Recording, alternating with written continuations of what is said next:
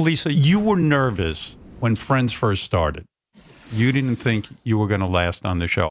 You were on Frasier and you got fired by James Burrows. Well, he was there. Right. And in my mind, it was like, yeah, I don't think he likes me. Why did you get fired off of that show? Frasier? I wasn't right for the part, for the chemistry of the group. Right. You know? And so that wasn't working. But I did think, oh, I am not this guy's cup of tea. And I only found out very recently in auditioning for Friends, I was the only one of the six of us who had to go in and audition for Jimmy. I had to. I had one extra audition just for James Burrows. And I did it, and he went, no notes. I went, all right. And I left going, well, that either means she's beyond help and hopeless, just like I always knew, or, yeah, it's perfect, I have no notes. And I went, well, I'll So in other words, if I was an actor and James Burrows told me I was not right for Frasier, that might even drive me out of acting. Like I might even say, oh shit. No, that didn't faze you. You didn't start to doubt yourself. No.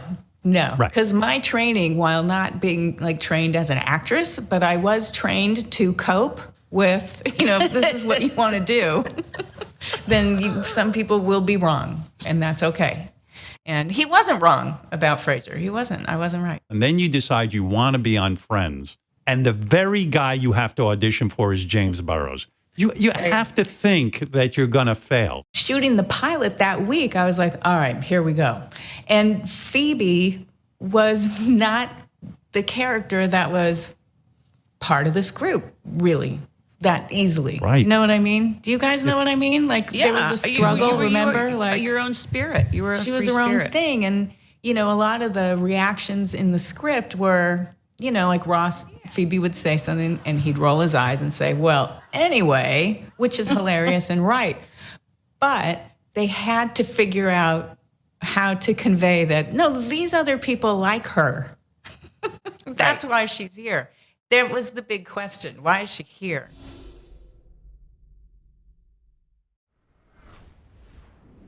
Courtney, I've never asked you this, but you were in the legendary film with Jim Carrey, Ace Ventura. And I think that gets forgotten a lot. I mean, this guy was at the height of his powers. I've never seen a performance like that. I mean, Jim Carrey to me, as an actor in a comedy, he's maybe the best there is at it, right? As a male actor. He was so funny. It was just about just cracking up all the time. And when I remember when we first rehearsed, he wasn't playing that character. He wasn't like, alrighty then, or however he'd say it. He just was playing it straighter. And I thought, ooh, this is going to be a pet detective. And he's really playing it kind of just straight. And then he turned it on when we started filming it. And I thought, oh my God, he's the funniest person. We became really good friends, and he definitely cracked me up the entire time. No romance between you and Jim Carrey? Oh my. Huh? Well, wait a second. Was there a romantic relationship between you and Jim Carrey on that movie? I mean, there was a crush for sure. On the Friends reunion, Jen, you said Schwimmer and you were having romantic feelings for one another, right? Mm-hmm. Mm-hmm. Now, I believe it was consummated. I think for television, you said it didn't. I will never believe that it wasn't. Because why not? How could you not? Why would you? Why not bang Schwimmer? I mean, really, Jen. No, Right. he's lovely. David was great. We were in relationships. It was always never the right time, and it wouldn't have worked. I mean, the beauty of that was that whatever feelings we had, we just literally channeled everything into Ross and Rachel, and I think that's maybe why It's crazy. it resonated. But no, we never on my life, and Courtney and Lisa would know if it did, because they would have heard about it. They can vouch for me. It's true. I don't know. I think it happened. Howard's not going to believe me. I think he kept it very quiet. Maybe now it's embarrassing to admit, but the two of you did something. I would proudly say I banged Schwimmer if that happened, but no. You never made out with him in private? On the show, yeah. I don't mean Never on the in show. private. In the Never in trailer, private. did you not practice making Nope. out in the trailer with him? Nope. Not even. Why is Robin so quiet? By the way, Robin doesn't I'm- believe you.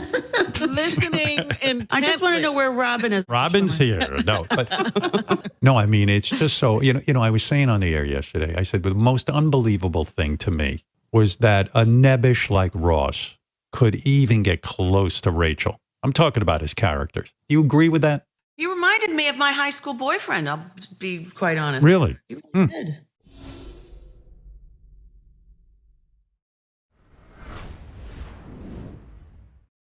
It came out that you guys all took the same salary. Was there a sit down among the six of you and said, okay, what are you making? What am I making? We had quotes from our previous jobs. I had a deal, so no one could get paid more than me. And then there were other cast members that were hadn't had as many jobs at that point. So, every job your quote goes higher and higher and higher. And there was then the point where when we all decided negotiate and ask for the same deal, and we did, and because we all felt 100%, we're all doing the exact same amount of work. Everyone is worthy of being paid what we will ask for. I would not feel comfortable going to work knowing that I was making more or someone was making less, or it didn't feel right. We all felt that way. And even though I knew that whoever took off, it didn't matter because I was going to match that. I thought it was the most important thing, as we all did, that we all were equal in every single way. Mm-hmm. Nobody's agent came to them and said, listen, this is insanity. Don't throw in with, who knows? Probably. Yeah, but it wouldn't have mattered because our bond was too strong. Mm-hmm.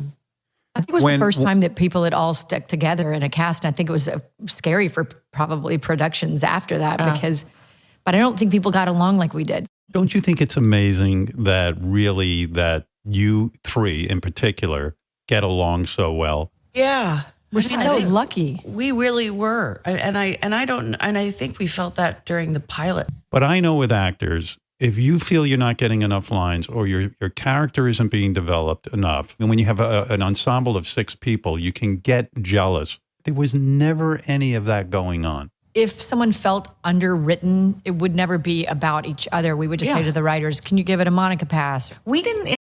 I was thinking about Saturday Night Live. You each sort of had an interaction with that. Jen, you could have been on Saturday Night Live. Lorne Michaels offered you to be a cast member on Saturday Night Live, and you turned it down. I was such an ignorant kid.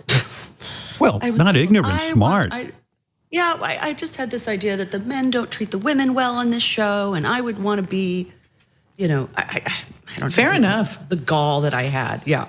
Lisa, why didn't you get hired at Saturday Night Live? You auditioned for them. Yeah. They hired Julia Sweeney over you. Yeah. That was the right thing. I don't think they were seriously looking at me. I think it was, as long as you're looking at Julia, take a look at her too. Because, and I know Lorraine Newman, that was everything to me. I don't care what happened next. That Lorraine Newman thought I was good enough to say, you guys should look at her. And Courtney, you hosted Saturday Night Live, and you said it's a big regret of yours because you weren't at the point in your career where you were relaxed enough to enjoy it. You went on like maybe the first year after Friends. You were a hot commodity. I was green. Yes. Green. I was not near confident enough to do that show. I mean, now I'd love to do it.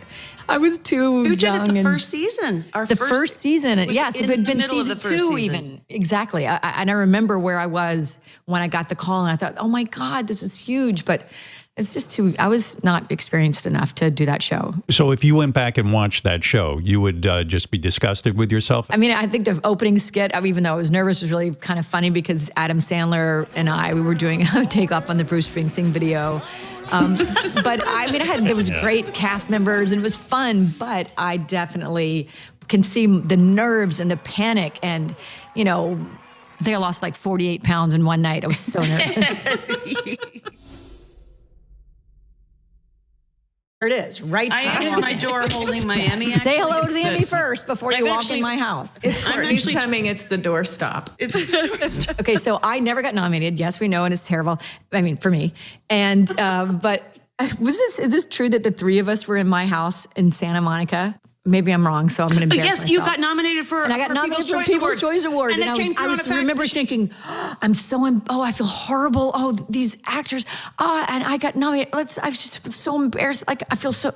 cut to, like I just, there goes that. Shouldn't have felt bad. I should have been like, No. We were so excited, and I will never forget that it came through your fax machine Yeah. upstairs. Your my People's Choice telex Award. machine If you had an Emmy, where would you keep it? How's that for a question? in my purse. Right, exactly. Take it everywhere.